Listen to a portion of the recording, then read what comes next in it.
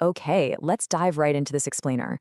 Whenever an absolute titan of Indian cricket hangs up their boots, the first thing everyone asks is, all right, who's next? Well, today we're going to completely demystify how the Indian cricket ecosystem just keeps churning out world-class talent to replace those outgoing legends. We're unpacking the incredibly complex, sometimes kind of brutal, but honestly fascinating machinery that answers that exact question. Here's our roadmap for today. We'll kick things off with what we call the broken escalator, then move right into the fearless phenoms. After that, we're chasing the legends, looking at the leadership vacuum, and wrapping it all up with how a new era begins. Let's get to it. Starting with part one, the broken escalator and the brutal reality of domestic cricket. Now, if you really want to understand how India consistently produces these phenoms, you've got to look at the unglamorous grind at the very bottom. It is absolutely not a smooth, glamorous ride to the top. The quote here hits the nail on the head. It's more like a broken escalator. You're going to be sweating, probably completely confused halfway up, and just surviving this thing requires an immense amount of grit. Oh, and filling out a ridiculous amount of forms for random early morning trials. So what does this actually look like? Well, here is the real brutal architecture a player has to navigate just to earn a single national cap. You don't just magically jump from a local ground to a test match, right? First, you claw your way from a local club to the district level. Then you got to crack the state age group squads. If you survive that whole gauntlet, it's onto the senior state teams and then the big leagues of domestic cricket, stuff like the Ranji Trophy or Vijay Hazare. Perform there consistently, and you might, actually make that a very big might, get the ultimate audition with India A. Only then does the door to the national team even crack open. And surviving this broken escalator, it means sticking to some strict unwritten rules. First off, you've got to track your own data like a total nerd, spotting patterns, figuring out if you secretly struggle against pace or just fail in chases. Second, and this is absolutely crucial, you must respect domestic red ball cricket. Seriously, ghosting a multi-day Ranji match for some flashy T20 tournament is literally the fastest way to get completely ignored by selectors. Red ball is the ultimate filter for test potential. And lastly, clean up that off-field discipline. You could be the most talented guy in the room, but if you're constantly late or out of shape, yeah, you'll quietly get dropped from future plans for sure. All right, moving to part two, the fearless phenoms, and how they actually survive this system. What's really wild to me is looking at the players who actually make it through this grueling system with their fearless instincts completely intact. I mean, just look at this staggering number, 14. At barely 14 years old, Vaibhav Suryavanshi absolutely smashed 190 runs off just 84 balls. No big deal, right?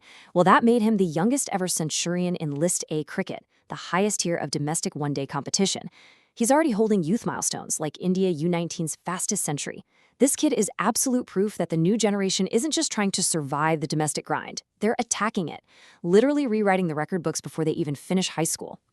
And right alongside him, you've got guys like Yashasvi Jaiswal, who's taken that intense domestic grind and translated it into a historic rise on the international test stage. Just recently against England, he became the joint fastest Indian player to ever reach 2,000 runs in test cricket. It took him just 40 innings.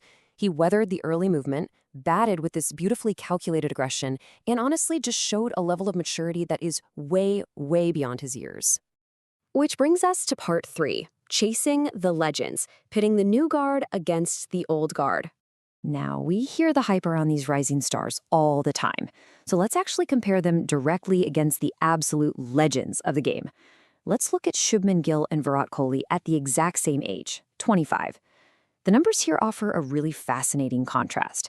In test matches, Gill is actually slightly ahead, sitting at 1,893 runs, compared to Kohli's 1,855 at that age. But if you look over at the ODI stats, Kohli was undeniably in a league of his own, already having almost 6,000 runs and 20 centuries as this master run chaser. So what's the takeaway here?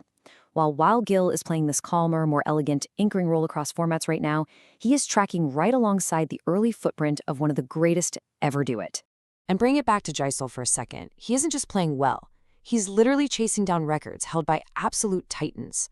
By hitting those 2,000 test runs in 40 innings, he tied Rahul Dravid and Narendra Sehwag. At 23, he's the second youngest Indian to ever hit that 2,000-run mark. The only guy younger, Sachin Tendulkar.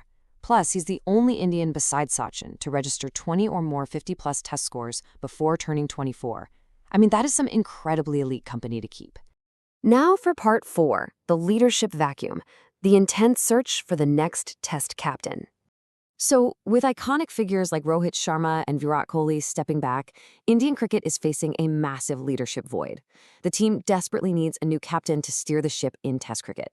Now, a lot of fans immediately point to Jasprit Bumrah, but former coach Ravi Shastri makes a really compelling argument against that.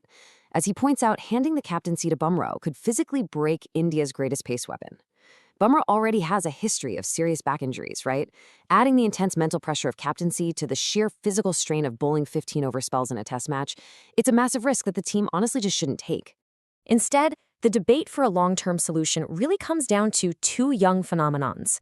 On one side, you have Shubman Gill. He's composed, he's calm, he's just 25 with a full decade of cricket ahead of him, plus he's already got franchise captaincy experience with the Gujarat Titans.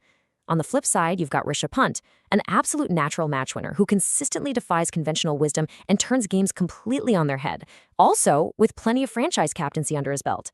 Both guys offer incredible longevity and really represent that daring new mindset of Indian cricket moving forward. Finally, Part 5. A new era begins, the fearless T20 identity. While the Test squad is still figuring out its captaincy, the changing of the guard in the T20 format is already creating this completely ruthless, electrifying new identity. Led by the street-smart genius Surya Kumar Yadav, SKY, who practically turns unorthodox shots into an art form, this squad is built on pure hunger. You've got Abhishek Sharma at the top showing pure, aggressive intent from ball one. Ishan Kishan bringing this explosive, hard-on-his-sleeve energy that just totally shifts the tempo. Hardik Pandya provides that battle-tested, big-match mentality in the middle order, and Aksar Patel is there as the ultimate, calm, clutch finisher.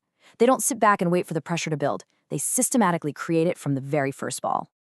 But what makes this group so formidable isn't just their individual power, it's their internal camaraderie. There's this total lack of ego.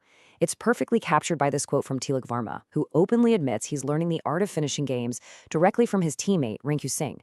They share knowledge, they support each other, and they just execute their specific roles without letting personal pride get in the way. From navigating the broken escalator of domestic cricket, to tying the records of literal legends, to adopting this incredibly fearless new mindset on the global stage, this generation is an absolute force to be reckoned with.